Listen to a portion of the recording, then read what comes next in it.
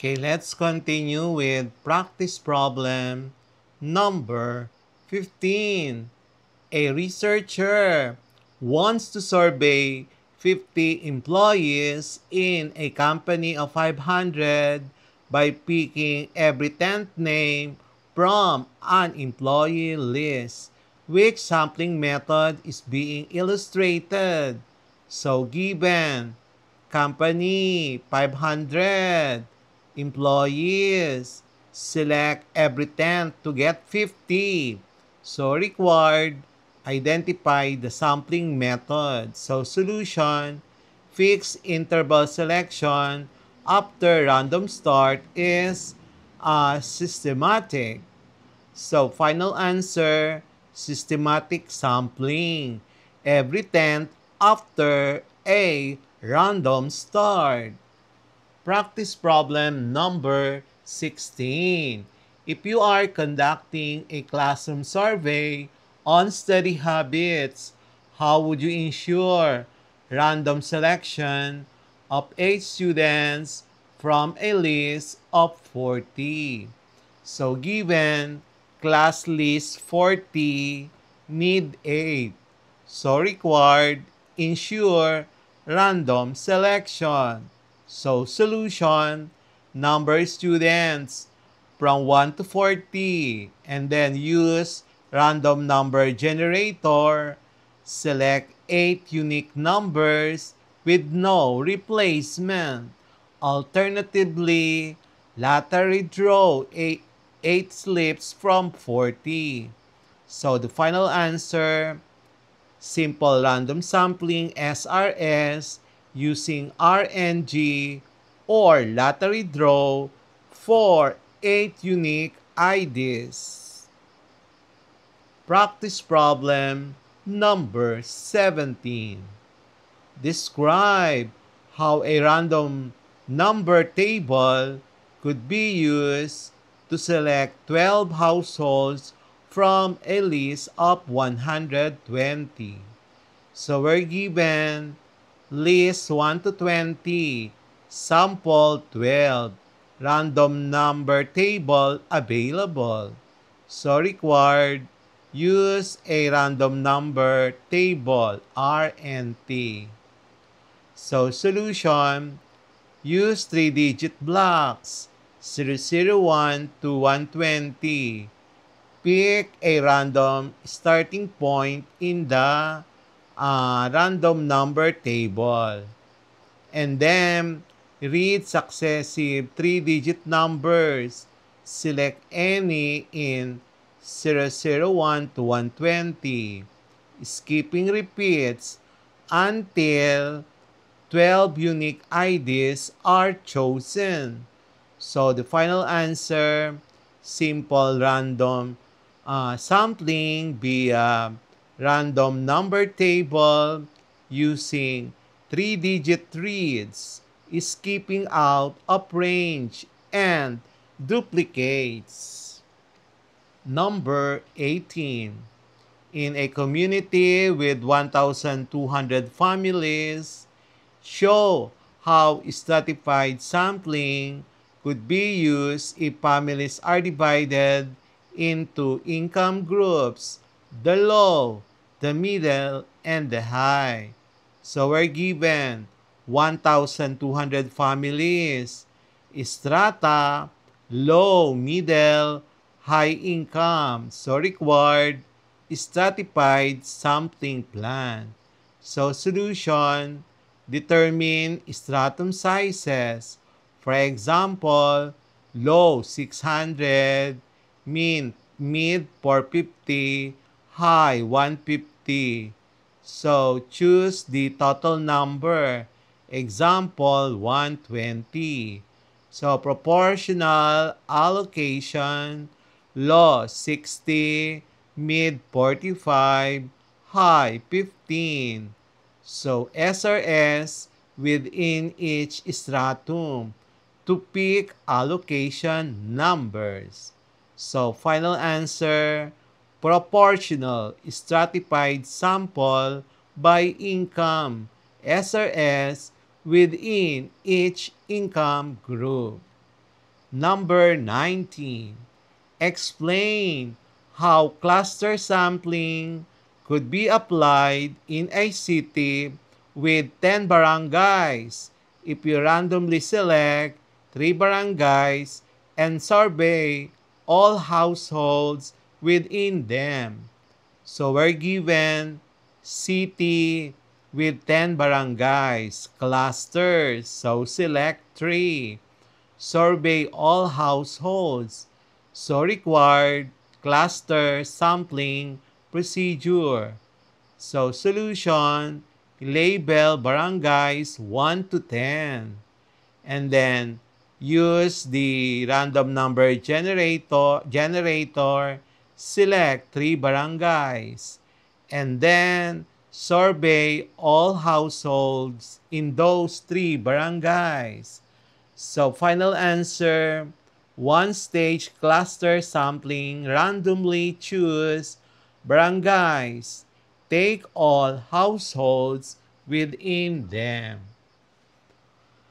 Practice problem number 20. A company has 6 divisions. Illustrate how you can use stratified sampling to ensure that employees from each division are included in a 60-person survey. So we're given company with 6 divisions and then need 60 respondents. So required stratified plan ensuring each division is included. So solution, get division sizes. So D1, Department 1 ay 3 per Division 1, 300, Division 2, 250, Division 3, 200, Division 4, 150, Division 5, 60, Division 6, 40, a total of 1,000. So proportional allocations for 60. So for 60 over 100, so example, 18, 15, 12, 9, 4, 2. And then SRS within each division to select the number of samples. So, final answer, proportional, stratified, sampling across divisions with SRS inside each division. Let's go now to the MCQ for our Quarter 3 Data and Probability Lesson 14, illustrating random sampling in statistics. Number 1. Which of the following best describes simple random sampling? Letter A, selecting participants based on convenience. Letter B, giving each member of the population an equal chance of being selected. Letter C, dividing the population into groups and selecting all from one group. Letter D, choosing participants based on their availability. Number 2, a teacher wants to randomly select 5 students out of 30. Which method ensures simple random sampling? A, picking the first 5 students on the attendance list.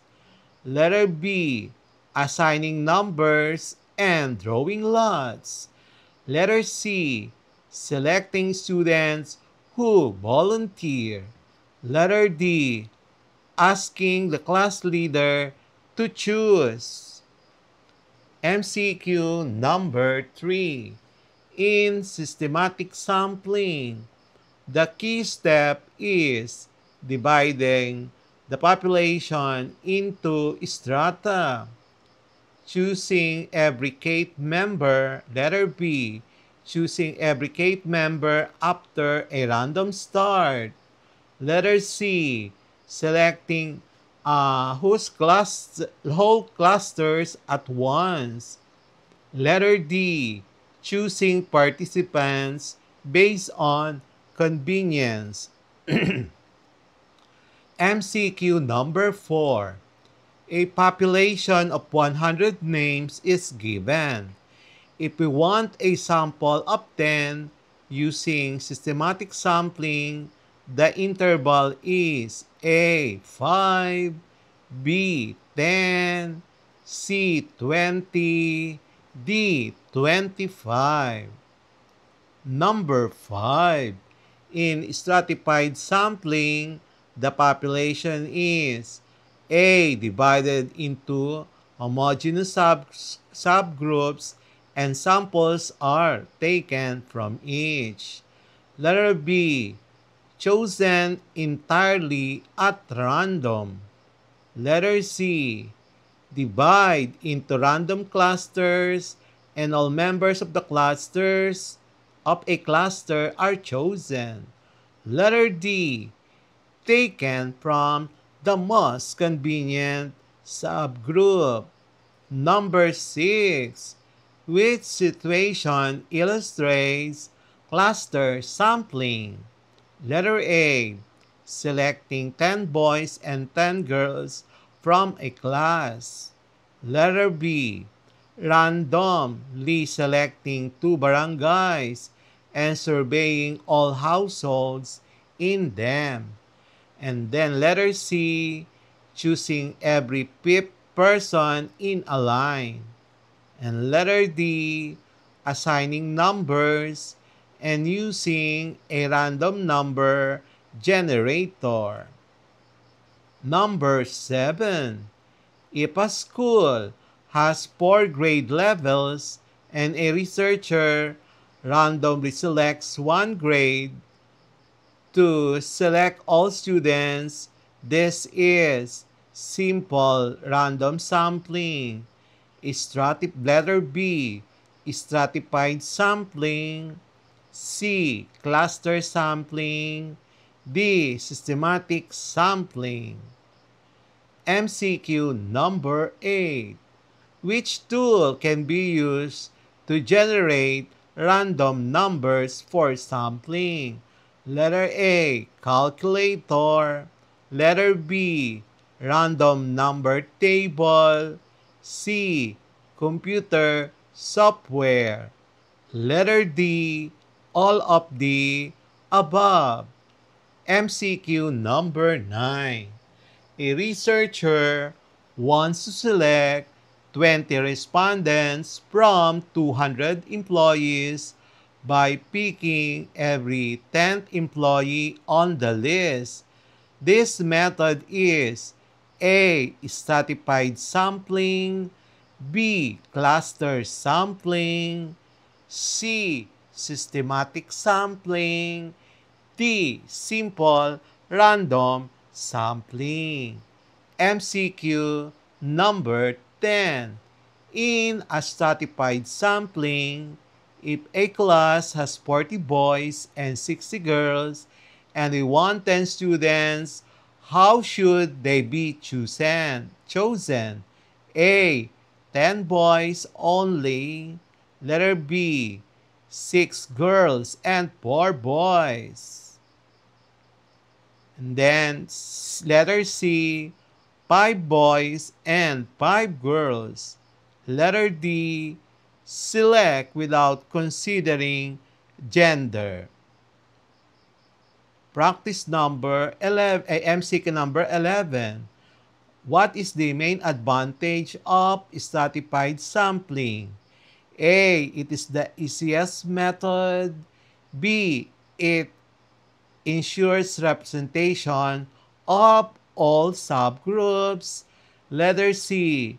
It requires no randomization. Letter D. It is faster than systematic sampling. We will have the next part of this lesson about quarter 3, data and probability, lesson Roman numeral number 40.